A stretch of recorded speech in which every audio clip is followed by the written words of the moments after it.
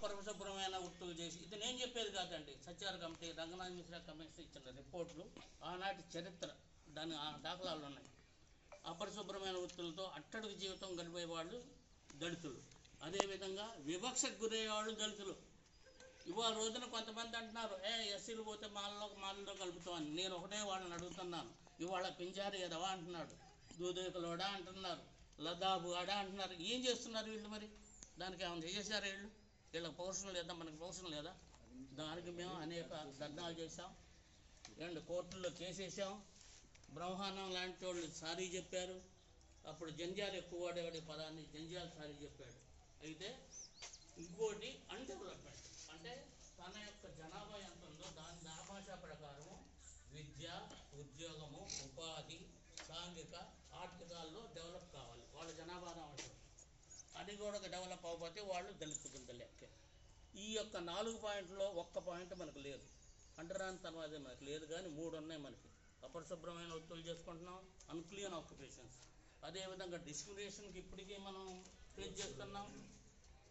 ఈ విధంగా ఉన్నాం కాబట్టి మనకి 1901లో ఆనాటి బ్రిటిష్ ప్రభుత్వం జనాభా లెక్కలు ఇచ్చింది. 1901, 1921, 1931.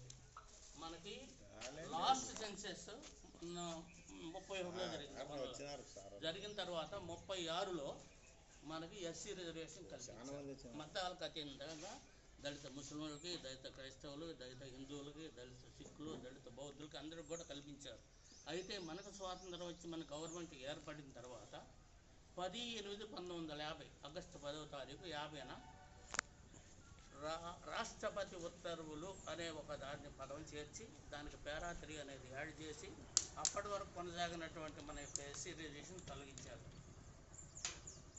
అంతర్గతంలో ఒక్క హిందువుల గురించి తొలగించారు. ఆ తర్వాత సిక్కులు బలమైన ఉద్యమం చేశారు. సిక్కులకి 1956లో మళ్ళీ తిరిగి ఎస్సీ రిజర్వేషన్ ఇచ్చారు. తర్వాత 1990లో బౌద్ధులకు ఇచ్చారు. ఇప్పుడు మిగిలిపోయింది ఎవరు? దళిత ముస్లింలు, దళిత క్రైస్తవులు, దళిత పార్సీ జైన్లు. ఈ 4లో పార్సీ జైన్లు జనసంఖ్య కొన్ని వేలల్లో ఉంది, వాళ్ళు అక్కర్లేదన్నారు. కావాలని మనం కోరేది ఏంటంటే దళిత ముస్లింలు, దళిత క్రైస్తవులు కావాలి, మాకు ఎస్సీ రిజర్వేషన్ కల్పించండి అని మనం కోరుతున్నాం.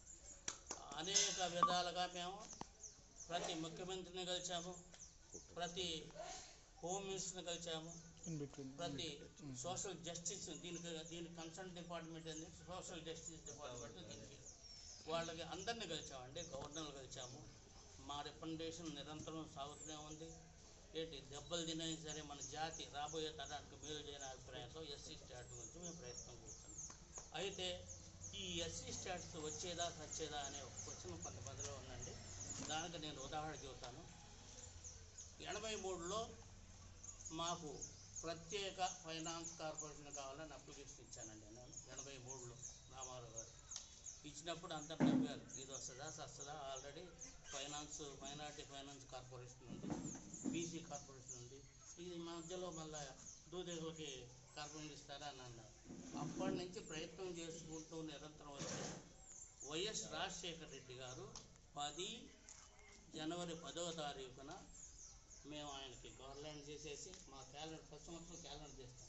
ఆ క్యాలెండర్ ఆయన రిలీవ్ చేసినప్పుడు ఆయన వాగ్దానం, మీ కోరిక మంచిది, నేను తప్పకుండా ఇస్తానని చెప్పేసి, దాని కూడా ఎవిడెన్స్ ఉంది పేపర్లో, మెయిన్ పేపర్లో వచ్చింది.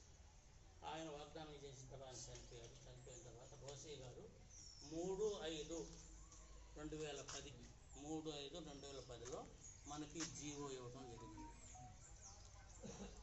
ఆ జీవో ఇచ్చిన తర్వాత అనకూడదు, కొంతమంది చనిపోయి ఉన్నారు, వాళ్ళని మనం ఇప్పుడు మాట్లాడటం వారి గురించి పద్ధతి కాదు. అయినా దానికి అడ్డుపడ్డారు.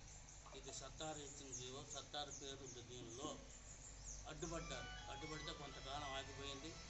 ఆ తర్వాత ఆంధ్రప్రదేశ్లో మొట్టమొదటి మన కార్పొరేషన్ చైర్మన్ బాబన్ గారు, మేము చాలా సంతోషపడతాం. మమ్మల్ని పిలవకపోయినా కూడా సమావేశానికి నేను సంతోషపడతాం.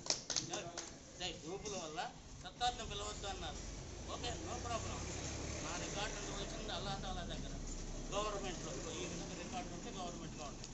కాబట్టి నాకు ఒకళ్ళు రావద్దన్నంత మాత్రంలో మాకు ఎదులేదు అనే అభిప్రాయంగా వాళ్ళు ఫస్ట్ చైర్మన్గా ఒక రికార్డు అనేది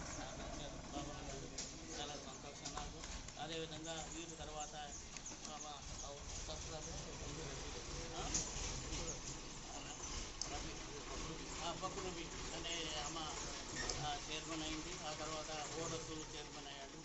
అయితే మేము కోరుకునేది ఏంటంటే ఆ యొక్క ఫెడరేషన్ వల్ల ఇప్పుడు కార్పొరేషన్గా మారింది, దానివల్ల బెనిఫిట్ ఏంటని కూడా కొంతమందికి ఆలోచన ఉండొచ్చు.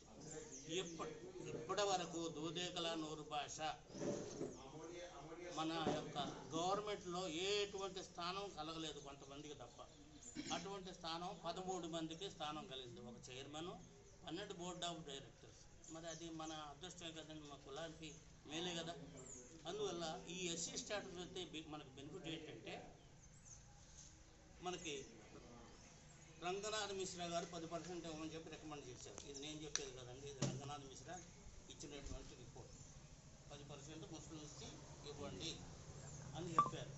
ఈ 10% కనుక మనం సాధించుకోగలిగితే 10% చొప్పున ఆంధ్రప్రదేశ్లో 18 ఎంపీ స్థానాలు, ఎమ్మెల్యే స్థానాలు 18 నుండి వస్తాయండి, లేదా 17 వస్తాయి. 175 18 కూడా రావచ్చు. మరి 18 వచ్చేస్తే ఎవరికి బెనిఫిట్ అండి? మన స్టాట్కి బెనిఫిట్ కదా, మనం రాబోయే తరానికి బెనిఫిట్ కదా, పిలిచిస్తారు. అప్పుడు ఇప్పుడు ఒక మనిషికి మనం ఎమ్మెల్యే అని అడుగుతున్నాం, గవర్నమెంట్ మనని లెక్క చేయటం వల్ల. ఒక ఎంపీ మనం అడుగుతున్నాం, గవర్నమెంట్ లెక్క చేయటం వల్ల. ఒక మనిషికి బదులు ఇది సాధించుకుంటే మీకు 17 మందికి స్థానాలు వస్తాయి. ఈ 17 మందిలో ఎన్ని కులాలు ఉన్నాయంటే సుమారుగా 50 నుంచి 60 కులాలు మనకి ఏపీ తెలంగాణలో